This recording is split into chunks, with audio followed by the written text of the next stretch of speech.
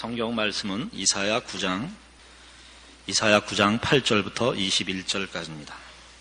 이사야 9장 8절부터 21절까지입니다.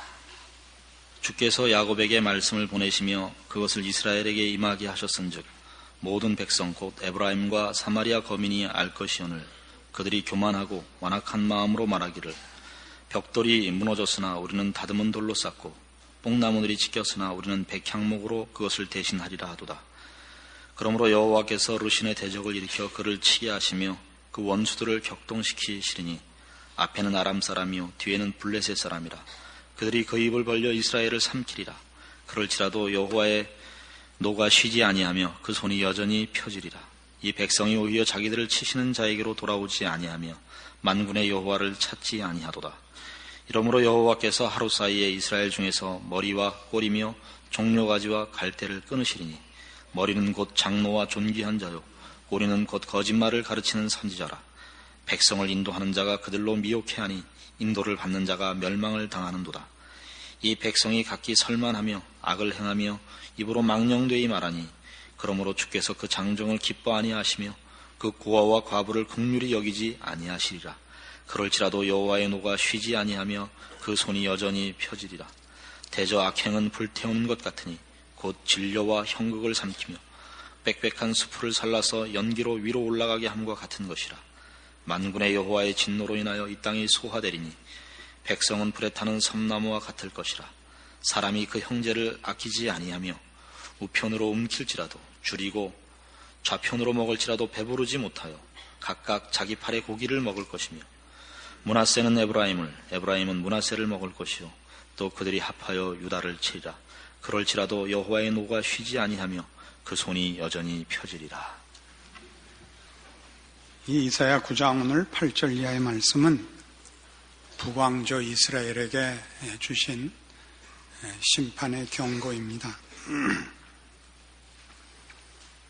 8절에 있는 바와 같이 주께서 야곱에게 말씀을 보내시며 그들을 이스라엘에게 임하게 하셨은즉 모든 백성 곧 에브라임과 사마리아 거민이 알 것이라 한 것은 북왕조 이스라엘의 이 심판의 경고를 위하여 선지자 아모스와 호세아를 이미 보내셨기 때문입니다. 그러나 그들이 교만하고 완악한 마음으로 말하기를 벽돌이 무너졌으나 우리는 다듬은 돌로 쌓고 뽕나무들이 지켰으나 우리는 백향목으로 그것을 대신하리라. 이렇게 하나님의 경고를 무시하며 그 심판에 대하여 귀 기울이지 않았다라고 기록하고 있습니다. 이 당시는 북왕조 이스라엘을 여로보암 2세가 다스리고 있을 때입니다. 잠깐 이 이스라엘의 역사의 배경이 필요한데요. 이스라엘의 초대왕은 베냐민 지파에서 나온 사울이 초대왕입니다. 그리고 둘째는 이제 유다 지파에서 나온 다윗이 왕이 되었고 그 이후로는 이스라엘의 왕은 이 유다 지파에서 다윗의 후손 중에 세습이 되게 됐습니다. 그래서 그 후에 솔로몬이 왕이 됐죠. 솔로몬은 성전도 지었고 왕궁도 지었고 하는 여러 일로 인하여 이스라엘 백성들은 많이 피곤하게 되었습니다. 솔로몬이 죽자 이스라엘 각 지파의 장로들이 모여서 그 아들인 르호보암에게 앞으로 정치를 조금 백성들을 위하여 편케 해주기를 구했습니다. 그러나 르호보암은 그 사실을 외면하고 더 강압적으로 나가서 결국 10개의 지파가 합쳐서 이 분열을 일으켜 북왕조 이스라엘을 세웁니다. 그 북왕조 이스라엘을 세운 10지파는 에브라임 지파가 그 앞장을 서는데 에브라임 지파는 원래 이 야곱의 12아들로 구성된 이스라엘의 이 민족 지파들 중에 가장 강성한 지파였습니다. 그래서 에브라임이 주도하여 10지파가 북왕조를 세우고 남왕조는 그래서 이스라엘이라는 국호는 10지파나 많은 지파가 뺏어가서 이름을 뺏기고 유다 지파와 베냐민 지파 두 지파만 남기 때문에 유다 지파는 크고 베냐민 지파는 작아서 유다라는 이름을 가지게 됩니다. 나중에 북왕조 이스라엘은 기원전 722년에 아수르에 멸망당하고 남왕조 유다는 586년에 바벨론의 포로를 당합니다. 아수르는 나중에 바벨론에 다 또 망하기 때문에 나중에 이스라엘이 귀환할 때는 주된 세력이 유다의 포로들이 이제 귀환하면서 주된 세력으로 돌아와서는 통일 왕국이 되고 이스라엘이라는 국호는 다시 찾았지만 그 대표적인 이름은 유다가 되고 말았습니다. 그래서 우리 영어로도 주라고 그러고 우리도 지금 이스라엘인이라고 안 그러고 유대인이라 그러는 그런 일이 이런 역사적 배경 때문에 있게 된 겁니다. 그런데 지금 이 때가 기원전 750년 경인데 여로보암 2세, 여로보암 1세는 남북왕조가 갈릴 때 북왕조의 첫 왕이 여로보암입니다. 이 여로보암 2세 때인데 몇 대 지나서입니다. 지금 750년 이때 여로보암 2세 치하에서 이 북왕조 이스라엘은 굉장히 번영합니다. 아모스를 가봅시다. 구약성경 1280페이지 8절을 보시면 만군의 하나님 여호와께서 가라사대 주 여호와가 자기를 가리켜 맹세하였노라. 내가 야곱의 영광을 싫어하며 그 궁궐들을 미워함으로 이 성읍과 거기 가득한 것을 대적에게 붙이리라. 여기 말하자면 야곱의 영광, 그 궁궐들 이런 묘사들이 다 이때 북왕조 이스라엘의 번영을 시사하고 있는 것입니다. 저들이 이런 정치적, 군사적, 또 경제적인 번영을 이루면서 저들은 생각하기를 그것이 말하자면 신앙적인 보상이라 이렇게 믿고 있고 그것이 하나님 백성된 일종의 책임이며 자랑이라 이렇게 생각을 합니다. 물론 잘못된 것입니다.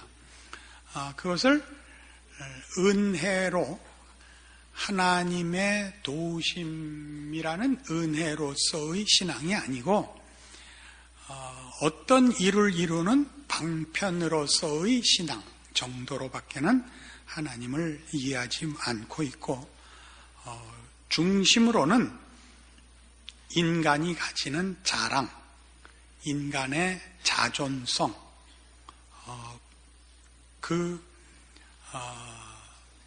한계를 극복하는 우월감 이런 것들이 주된 성질이기 때문에 하나님께서 이스라엘을 경고하시며 꾸짖는 것입니다.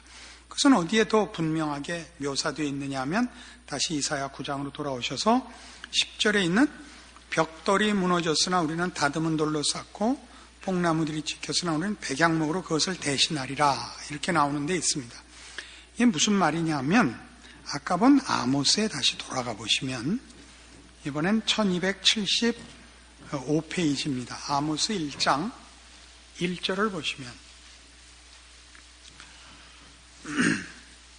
유다 왕 우시아의 시대 곧 이스라엘 왕 요아스의 아들 여로보암의 시대의 지진 전 2년에 드고와 목자 중 아모스가 이스라엘에 대하여 묵시를 받았다라고 해서 이제 드고와 아모스 선지자가 일어나는 그 때를 기록하고 있는데 자기가 일어난 것이 여로보암 시대의 지진이 있기 2년 전에 부름을 받았다 이렇게 기록하고 있는 겁니다. 4장 가보십시오. 같은 아모스 4장 11절 내가 너희 중에 성읍 무너뜨리기를 하나님 내가 소돔과 고모라를 무너뜨림과 같이 하였으므로 너희가 불붙는 가운데서 빼낸 나무 조각같이 되었으나 너희가 내게로 돌아오지 아니하였느니라. 너희 성읍을 소돔 고모라를 무너뜨린 같이 했다. 여기도 지진으로 인한 파괴를 거기에 배경에 깔고 있는 것을 보게 됩니다.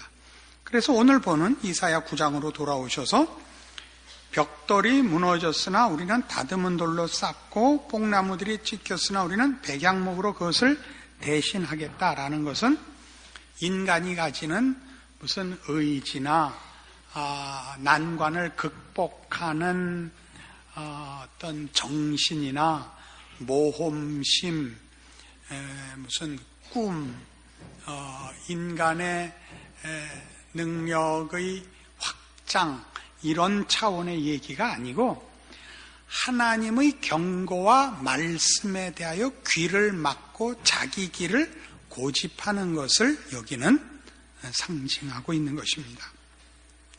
그래서 하나님께서 11절에 있는 대로 그러므로 여호와께서 르신의 대적을 일으켜 그를 치게 하시며 그 원수들을 격동시키리니 앞에는 아람 사람이요 뒤에는 블레셋 사람이라.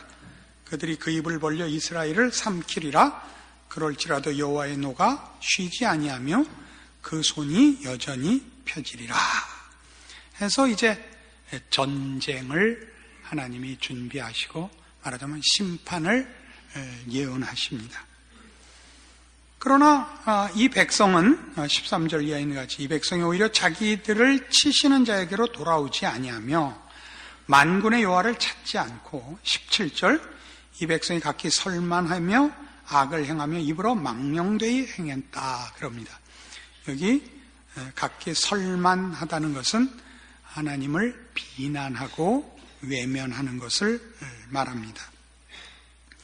그래서 지금 북왕조 이스라엘의 신앙적인 상태와 저들의 정신 상태를 우리가 지금 이런 역사적인 배경을 통하여 이제 좀 이해할 수 있게 되었습니다. 저들은 말하자면 북왕조 이스라엘이라고 해서 신앙이 아주 없었던 것은 아닙니다. 왜냐하면 저들에게는 전통적으로 뿌리 깊은 건국 자체의 이념에서 하나님만을 믿는 국가요, 그런 민족이요, 선택된 백성입니다. 그러나 하나님을 어떻게 믿고 어떻게 이해하느냐에 있어서는 북왕조는 완전히 실패하는 것입니다. 그 실패는 원칙상 이겁니다. 하나님을 믿는 것과 하나님 앞에 그 신앙의 보상을 받는 것은 세상적인 것이라 라고 믿는 것이죠.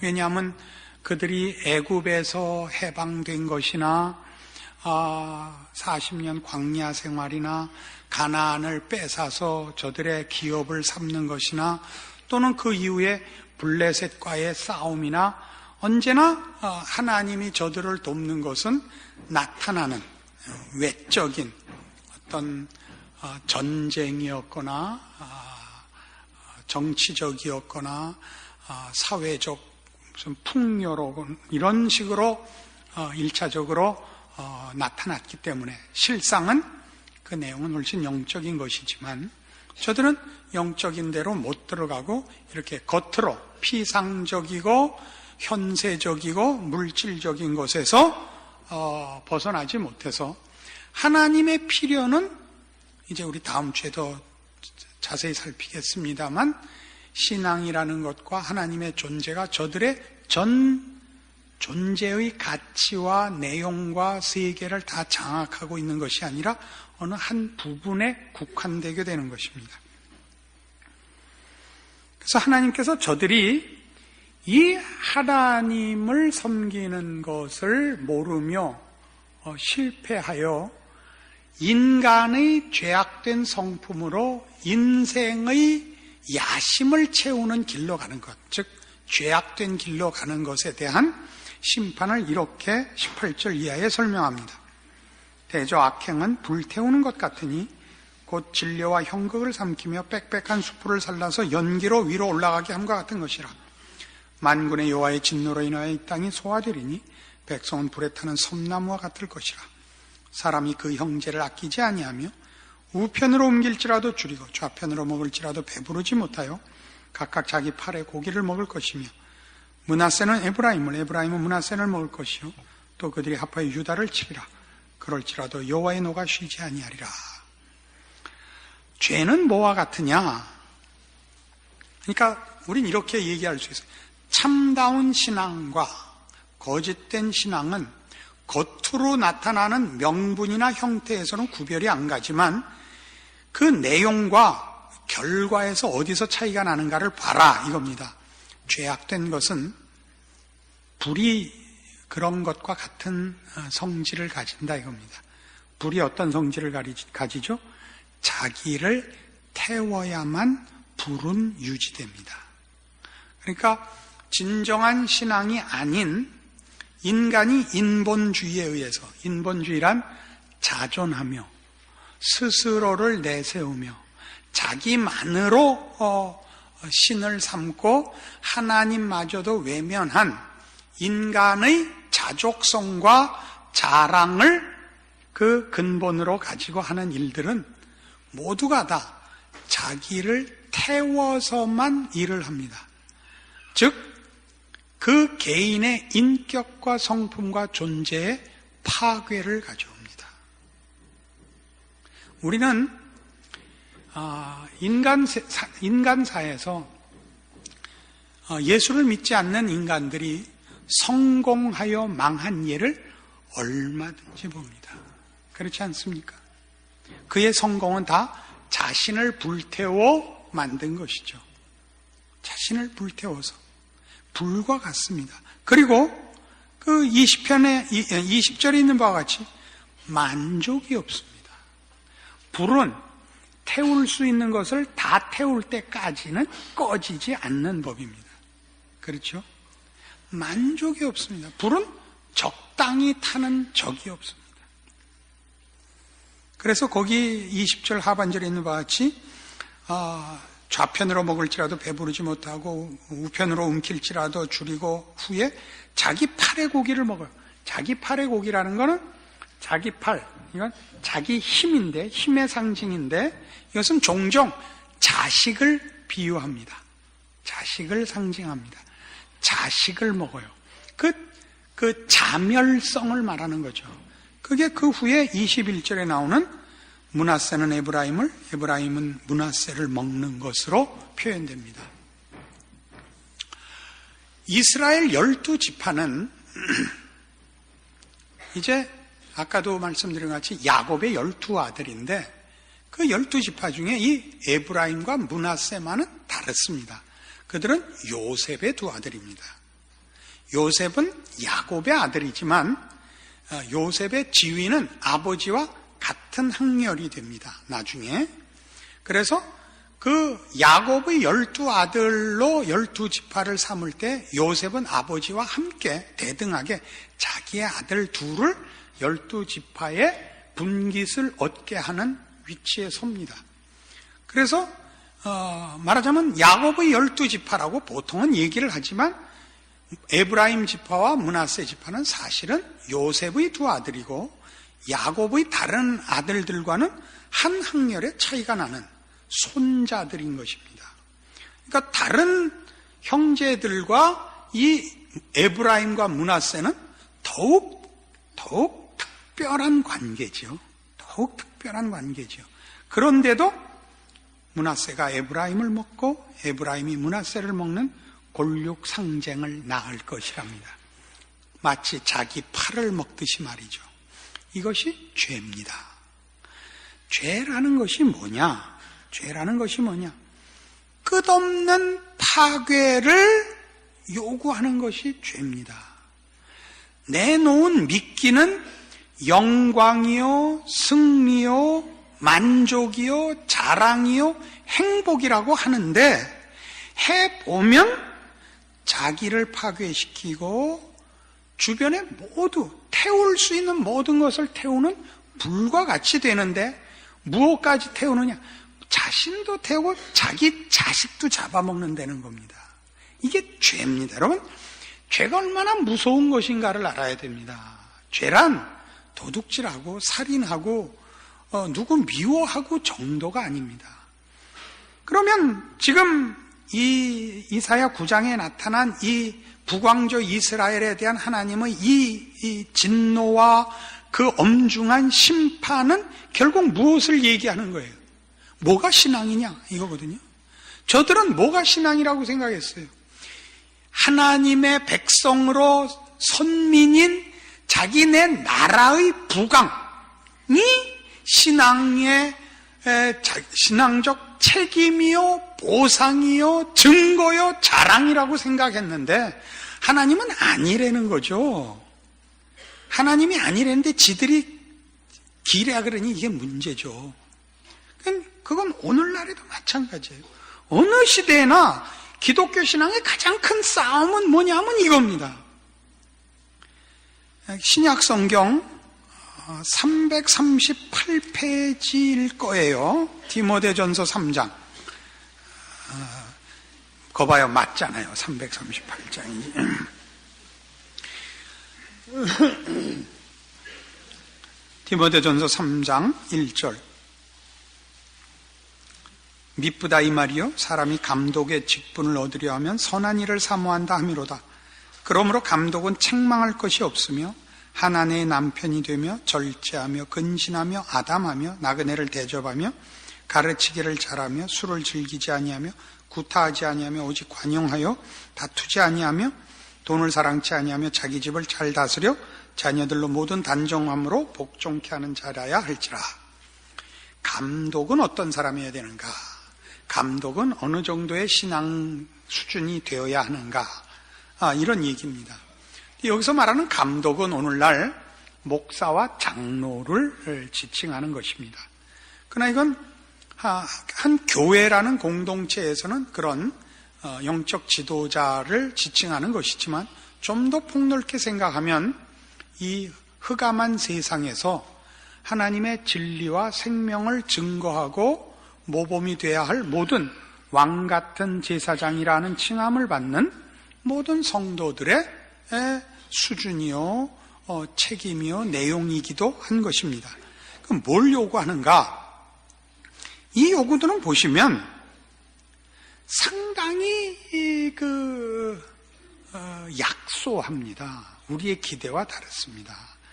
우리가 지난 한 20년 동안, 한 20, 30년 동안 한국교회가 가진 바 신앙의 열심들은 이렇게 치고 나가는 정열과 모험과 정복과 승리에 해당하는 것들이었습니다.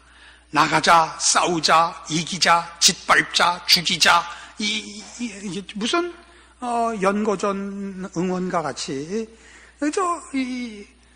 갔노라, 봤노라, 삼켰노라, 세례를 줬노라, 안 믿는 놈은 잡아먹었노라, 이런 공격적이고 업적이요 너무 높았어요. 그래서 제일 많이 동원됐던 아마 단어들은 비전이었지 않았나 싶습니다.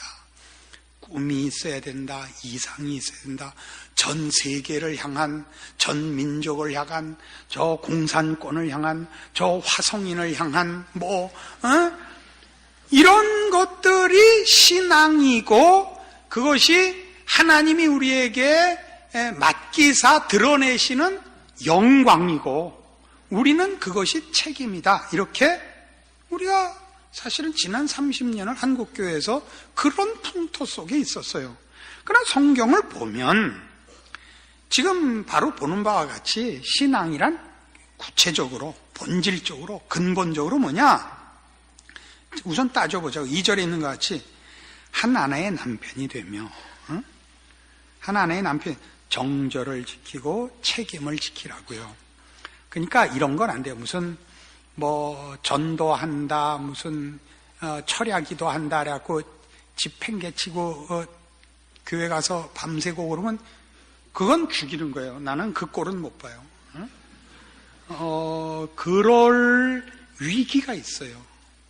부부가 합의해서 야, 이건 우리 하나님 앞에 와서 밤새고 기도해야겠다. 이건 돼요. 그런데 자기는 가서 하고 남편은 디비저 자니까 저건 사탄이다. 어디가? 나 교회 기도하러 가. 이 큰 소리로 그것도 말대, 알죠? 말대답에다 죽은 애 이름이 뭐야? 이승복 어린이가 왜 죽었어요? 그 말대답에서 죽었잖아. 어른한테 말대답하다. 어디 무슨 얘기하다 이리로 갔어?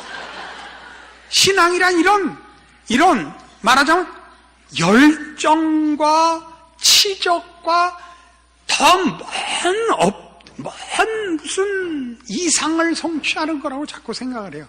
그게 아니고 아까도 봤잖아요. 아까 우리 이사야 9장에서 본 바와 같이 저들이 신앙이라는 것이 정치적이고 사회적이고 경제적이고 이런 것이 아니라 그 개인이라니까요. 개인.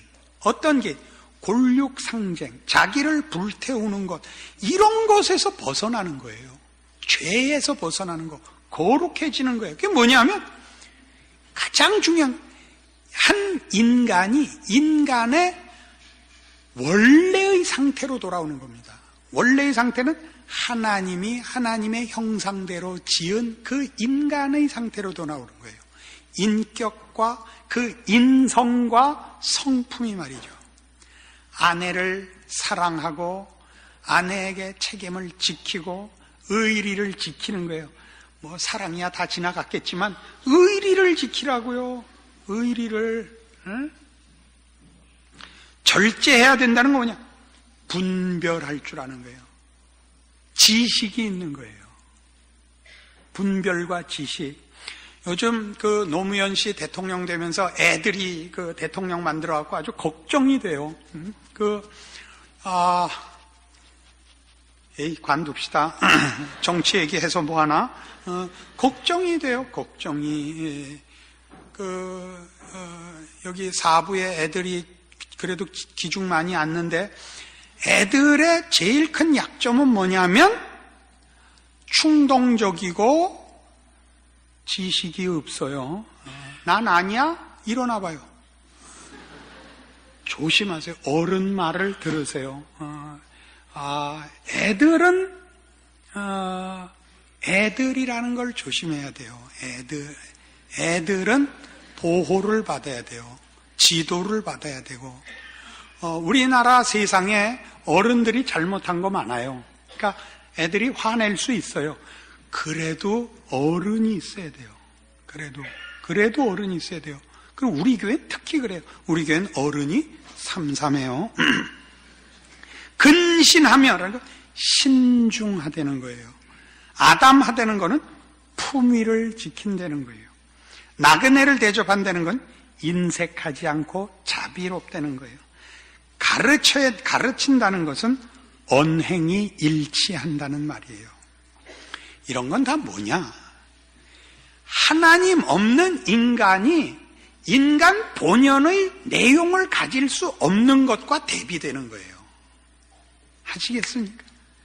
신자의 책임, 보상, 자랑이 뭐냐?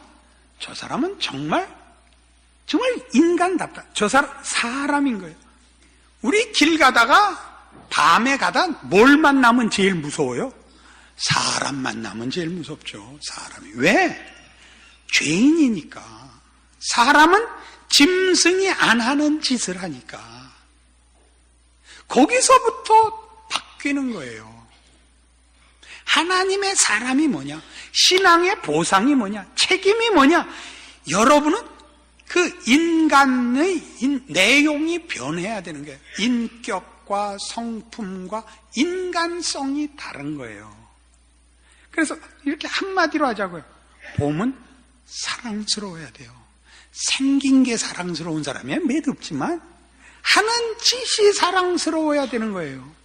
인간이 사랑스럽다는 건 인간만이 가지는 하나님의 형상으로서 고급함이 어딨냐? 관용. 아시겠어요? 관용. 배려.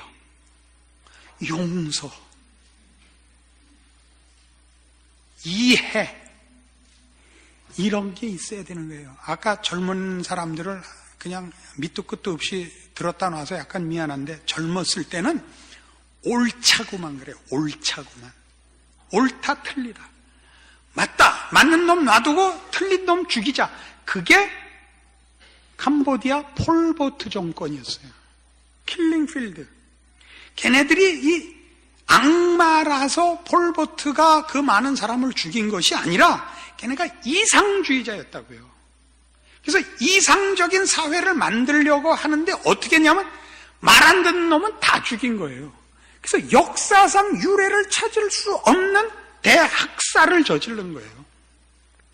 뭘 못하고 옳게 만들어야지. 이상을 만들어야지. 만들어가는 과정은 쉽게 얘기해서 성화는 뭐예요? 우리 예수 믿는 사람들이 이제 예수 믿고 성화되죠. 성화의 화는 무슨 화예요? 불화야? 될 화자네. 거룩하게 되는 거예요. 거룩하게 된다는 거는 지금 거룩하다는 거야? 안 거룩하다는 거야? 안 거룩하다는 거예요, 지금. 거룩해지는 중이지. 그러니까 안 거룩해도 난 성화래, 안 거룩해도 된다. 그게 아니고 거룩을 목표하여 나가고 있죠. 과정이 있고 단계가 있고 시간이 걸리고 연습해야 되죠. 이 모든 걸 기다리는 거예요. 기다리고 이 일을 협조하는 거야. 우리 중에 잘라버리고 죽여야 되는 사람이나 일이 있는 게 아니라 하나님이 성경에 약속한 대로 모든 것이 합력하여 선을 이루시는 하나님의 인도하심과 능력과 사랑을 믿는 거야. 그래서 일이 어떻게 돼도 믿음이 있는 거야, 믿음이. 정치가 하나가 어느 만큼 훌륭하면 도대체 그 나라와 국민에게 어떤 혜택을 주는 거예요. 외적의 침입을 막아내고 내치를 잘해서 다 먹고 살만하게 하겠죠. 그렇죠? 그러면 사람이 행복해져요? 이건 정치가의 일이 아니에요. 이건 우리 일이에요. 신자들의 일이라고. 행복은 어디서 오느냐? 하나님의 사람의 정당한 자리를 지키며 그 내용을 누리는 데서만 오지. 개인 소득이 10,000불이 넘고 그래서 각각 집마다 차 2대에 요트 2대씩 있으면 행복하지 않아요. 요트 타고 나가면 빠져 죽어. 그런데 행복이 있질 않아. 그럼 뭐야? 우리 지금 여러분을 대상으로 해서 얘기할게요. 여러분이 예수 믿은 지 몇 년이 된 거예요? 금주 처음 나온 사람도 있을지 모르겠지만 30년, 40년 대부분 전 평생을 예수를 믿어요. 그러나 그 얼굴들을 대할 때 예수 믿은 행복과 만족의 표정을 보는 경우는 거의 없어요. 왜 없죠? 여러분은 신앙의 보상이 내적이지 않은 거예요. 왜 하나님은 나한테 성공을 안 주시냐? 왜 하나님은 나한테 힘을 안 주시냐? 이게 불만인 거예요. 그거 줬으면요, 여러분 벌써 망했어요. 벌써 망했어요. 이만하길 다행이지. 그리고 이렇게 따져서 지금 디모데전서 3장 1절 이하에 있는 감독의 조건들을 살펴보면서 여기에 뭐 어려운 게 있어요? 뭐가? 우리가 못할 게 뭐가 있어요? 이걸 하면, 이걸 할 수 있으면 여러분은 감독이에요, 감독. 이 세상에서 하나님이 펼치시는 하나님 나라의 확장과 부르신 하나님의 백성들을 어거해 나갈 지도자라고, 대통령이라고요, 여러분이. 여러분에게 힘 가지라 그러지 않아요. 여러분이 비전을 가지라 그러지도 않아.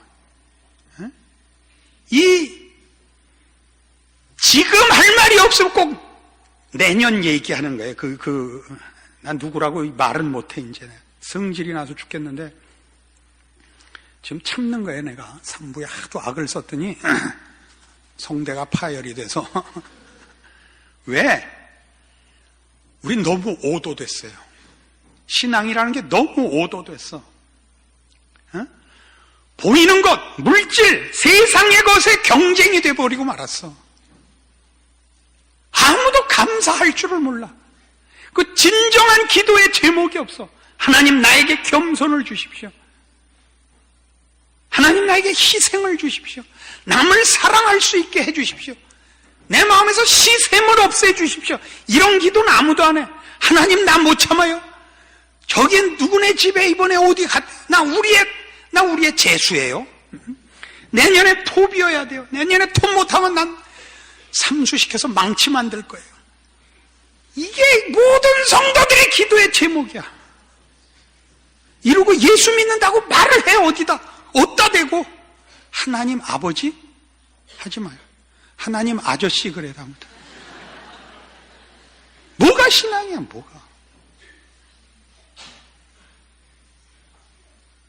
여러분 자녀를 키우면서 아시죠? 여러분이 자녀한테 못해준 게 뭐가 있어요? 근데 자녀들은 꼭 이 말해. 부모님이 나한테 해준 게 뭐 있어? 당해보시죠? 부모가 다 해줬다고 생각하는 건 뭐죠? 그게 꼭 필요한 거죠. 자식이 못해줬다고 우기는 건 뭐죠? 해줄 필요 없는 거 아니에요. 마이클 잭슨 불러달라는 거. 어? 있다고 하네. 자유의 여신상 데려다 달라는 거. 데려다가 뭐 하려고? 깔려 뒤지려고? 여러분의 신앙 수준은 그거예요. 여러분이 달래는 건 전부 그거야. 하나님 여러분에게 다 주셨어요. 뭘 못 줬냐? 뭐가 부족하냐 말이야. 뭐가? 하나님이 아버지신데. 근데 왜 신앙생활을 못해? 왜 얼굴 표정이 왜 이래요? 왜? 타이타닉호에 갇혀갖고 얼음장 속에 들어간 유령들 같아. 왜? 이유가 뭐야? 뭐가 부족해? 정말 예수 믿는 거 맞는 거예요? 하나님이 정말 아버지인 게 맞는 거예요? 여러분 스스로를 돌아보세요. 세상이 여러분을 시험해요. 유혹해요. 너 똥차 타지? 너 고기 못 먹지? 대답은 딱 하나예요. 지랄하고 있네. 딴 데 가서 놀아. 그런 게 행복의 조건도 보상도 아니에요. 사람의 행복은 사람다운 데 있어요. 사람다움은 뭐라고요? 죄를 이기고 거룩함과 진실함과 성실함과 유익함으로 사는 거예요. 수호지라는 유명한 중국 신앙 서적이 있습니다. 읽어보셨나 모르겠는데, 어느 나라나 그렇듯이 수호지의 시대 배경이 이제 탐과 놀이들이 날뛸 때, 이 의리 있고 성실한 사람들이 탐과 놀이들 때문에 할 수 없이 죄인이 돼서 귀양을 가는 거예요. 그래서 탈출해서 양산박이라는 데 모여서 도둑대가 이제 하나의 일종의 이제 공동체를 형성하는 거예요. 거기 아주 뛰어난 사람들이 많습니다. 예를 들면 표자도 임충 같은 사람은 호도 알고 이름도 아는 이런 훌륭한 목사를 여러분들이 두고 있는 거예요. 지금 80만 금군 교두예요. 80만 금군이라는 것은 친위대, 황궁을 지키는 친위대, 80만 친위대의 교두예요. 장인 거예요. 그러니까 오늘날식으로 하면 육해공군 합동사관학교 교장. 그거보다도 높다. 수도 경비사 사령관. 그런 거예요. 수경사 몇 명 안 돼요. 80만 금군 교두, 표자도 임충. 또 싸움으로는 누구든지 당할 수 없는 흑선풍 이귀. 응? 얼굴이 시커매갖고 검을 흑자를 쓰고, 왜 흑선풍이냐? 양손에 도끼를 들고 날뛰는데 이 싸움만 벌어지면 변신 로봇 같이 팔이 떨어져 나가. 각각 도끼가 프로펠러 같이 돌아다니는 거예요. 응? 흑선풍 이귀. 진명이라는 장소에서 얼마나 성미가 급하고 싸움을 잘하는지 병력화야. 오늘날은 대포죠. 천둥 번개 원자탄이야. 그런 많은 8명의 두령들 중에 최고의 인물이 누구냐? 송강이에요. 송강은 그 묘사에 의하면 얼굴이 검고 왜소하며 볼품이 없게 생겼다고 되어 있어요. 그러나 그 사람이 최고의 주인공이에요. 그 사람의 벼로는 급시우예요. 급시우. 때 맞춰 오는 비야. 때 맞춰 오는 비. 그래서 모든 사람이 그 소설에서 최고의 영웅이 송강이에요. 칼싸움을 잘하지도 않고 기골이 장대하지도 않고 멋있지도 않아요. 모든 사람에게 필요할 때 아낌없이 도움을 주는 이예요. 수호지에 나오는 산도둑대 두목이에요. 그래도 그 정도는 돼야 의리 하나 지키는 것 같고도 중국 역사상 꼽는 몇 명의 위인 중에 송강이 들어가는 거예요. 관우, 송강, 악비 이렇게 들어가는 거예요. 우린 예수를 믿는 사람이에요. 상대가 안 되지. 자기 십자가를 지는 사람이에요. 예수 그리스도의 십자가로 거듭난 사람이에요. 흑선풍 이귀는 많아. 응? 어디에 송강이 있어? 여러분의 신앙을 점검하세요. 왜 받은 건 누리지 못하고 그 귀중한 건 써먹지 못하고 아우성치고 불평하고 시샘하고 지고 기독교 망신 다 시키고 오늘 북왕조 이스라엘이 받은 경고와 심판이 뭔지를 봐요. 뭘 잘못했는지. 디모데 3장에 나타나는 감독의 조건을 봐요. 그 조건 속에 여러분이 못할 게 뭐가 있나? 여러분 보고 어떡하라는 거예요? 응? 횃불 들고 성경책 옆구리에 끼고 단숨에 휴전선을 통과해서 신의주까지 뛰라 누가? 여러분 가정을 지키고 이웃 앞에 신자로 서고 여러분의 매일의 삶의 정황 속에서 이렇게 살라고 이렇게 절제하며 근신하며 자비로우며 겸손하며 따뜻하며 위로하며 편히 되주시라고요. 소돔 고모라를 멸하러 오신 하나님이 의인 10명 있냐고 물어 영웅 10명 있냐고 안 물고 군사가 10명 있냐고 안 물어보고 하나님의 참다운 자녀가 10명 있냐고 물으신다고요. 그 10명 하세요. 기도하십시다. 하나님 아버지, 우리의 신앙은 그리스도 예수 안에서 허락된 것이요 하나님을 아버지라 부르는 그 약속 속에 다 주어진 것입니다. 우리는 하늘나라의 시민이요 영원한 나라를 기업으로 받을 하나님의 자녀입니다. 세상이 우리에게서 뭘 뺏을 수 있겠으며 세상이 우리를 어떻게 할 것입니까? 지들이 우리에게 도대체 무슨 힘을 쓰겠습니까? 그런데 왜 우리는 벌벌 떨고 저기 가서 기웃거리고 침 흘리고 빙신짓하고 살고 있는 겁니까? 주의 말씀이 분명하게 주어졌습니다. 정신 차리고 돌아와 제자리에 세워주십시오. 신자답게 살아. 내가 서 있는 곳에 하나님이 계시고 내가 하는 일에서 생명과 진리와 하나님의 통치에 놀라운 기적들이 펼쳐나가는 우리의 인생이 되게 하여 주시옵소서. 지금은 우리 주 예수 그리스도의 은혜와 하나님 아버지의 극진하신 사랑과 성령님의 교통하심이 하나님을 아버지라 부르는 자녀된 특권을 충성되이 지키리라 약속하고 돌아가는 심령들 위해 영원토록 함께 있을지어다.